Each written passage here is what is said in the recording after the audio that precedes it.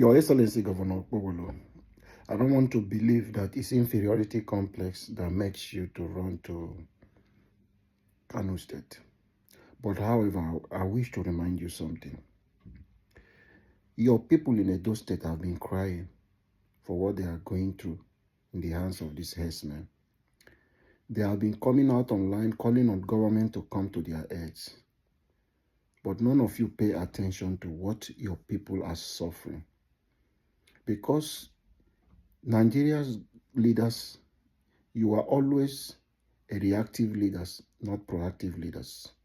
You only wait for something to happen before you begin to react. Now you are running from pillar to post for something that you can put some measures if you pay attention to it. And you can put some measures and avert the incident from happening. But you never paid attention to your people. You ignored their cries and their calls for you to come to their aids. You have never gone to their villages to visit them. You have not gone to assess their farms. A woman in Edo State was killed in their own farm, raped, and her neck was cut off. Nothing happened. No compensation from the government, neither the federal government. Nobody has come today to lay claim to say, yes, these terrorists, these people that did this, they are from my state. In Ondo State, because of the late governor, blessed memory of Akereludu, bring out Amotokun, and they continue to fight this man causing problems. They went to church and kill a lot of people during church service. It happened in this Nigeria. I know most Nigerians are gullible, we forget things. It happened in our country. Till today, nobody has come to claim and say these people are from my state. When it happened like that, when these people commit this terrorist act against the people, we tag them to say they migrate from Libya. It's because of the crisis in Libya. It's because of the crisis in Niger. It's because of the crisis. No state in Nigeria has ever come to claim and say these people are from my state. No governor has come from the northern state to say they are my people. They are from my state. Once it happened, they said they are from Libya. They are from other places of this neighboring country, not people of Nigeria. But today, as it happened in Uromi, we now have identity of these people. They are from Kano State. But when these people committing this atrocity to the farmers and community they go to do, they say they are foreigners. But today, because it happened to them, because of accumulative angers and the pain that people could not go through anymore, it's a reaction you can't do. What would you tell the children of that 80-year-old woman that happened to? Their grandchildren and their children will come across people when they say kidnappers or people like this. What will be their reaction? A lot of things are gone wrong. The foundation, we need to talk about how did it start? How did it get here? How are you going to address that? The family of people who lost their loved ones on a Sunday service in Nigeria, in Ondo State, from this same terrorist gang. How would they react when they see people like this?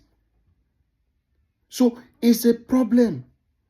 This thing is going on in our country and we ignore it. So this hypocrisy of our leader is something that is really disturbing. You ignore your people, so you think your people does not have any monopoly of a violence to create a chaos in your state because of what these people are doing. So you think they are the people you want to avoid reprisal attack, so that you run it for them. Who told you that they can carry out those attacks and go scot-free? Is it because they have done it in Benue State? They have done it in Southern Kaduna? They have done it in Plateau State? They have done it in Ondo State? They have done it in Oyo State? So many places. Is it the one happening in Ebonyi State? Is it the one happening in Enugu State? Is it the one happening in Imo? Where are you going to mention? A lot of things is wrong in our country. Why are we pretending as if everything is okay? We must address the root cause. The root cause. We cannot ignore as if all is well. Let's address the root cause. Today now they are calling you for a compensation to them. What about the farmers? They have destroyed their farm product. What about those that have lost their parents? Who is going to make those compensation to those families? What about Deborah that was burnt on social media in front of everyone? Who is going to compensate their families? Why will some people, some set of region will feel, let me not use region, some set of tribes will think they have a monopoly of violence, that they can create problem and they will go away with it. And people are scared of them. Why? Why would you be scared? Is Nigeria, one Nigeria more Nigerian than another person? Is one Nigeria more Nigerian than another person? No. If we must have this marriage, this union called Nigeria, everyone has to be treated equally. Equally. No other places. You should treat them as if they are not human. You exchange their life for your cows. You bring your own personal business, your business. Cow you're taking is your own business. You don't sell it to bring the money to Nigerians. You don't sell it to come and do. It's your personal business.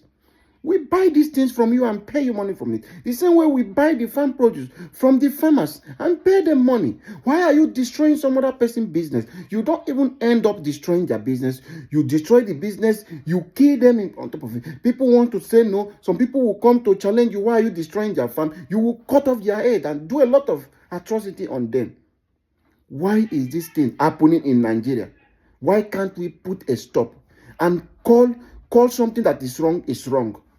How many of the northern leaders have come to lay claim on all those people who are committing these atrocities to the people's farmland?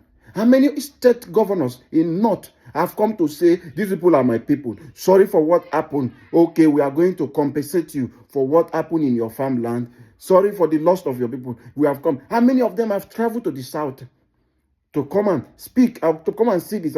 They claim.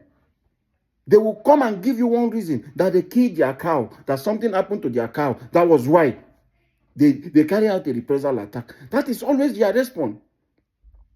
How can we continue like this in this country? Enough is enough.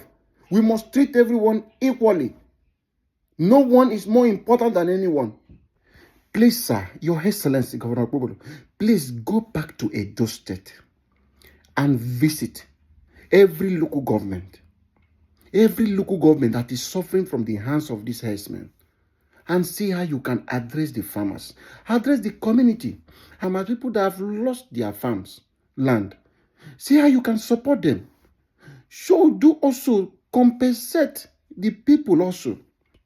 Because you cannot go to Kano and say you want to make compensation to them, promising them that while your people, they have been killing every day, you are there, you haven't done this kind of, you haven't made this kind of step towards the people in your own state. But you are going outside to come and do that. That is not fair to your people. Nobody has a monopoly of violence. Your people can still do the same thing they can do. So the way you ignore them, the ignorance of you neglecting or underrating your own people is the problem that you see today happening. Because you think people cannot react. People are reacting out of the accumulated anger of pains they have gone through. We shouldn't be waiting for this to happen before we act. We should be proactive and not reactive.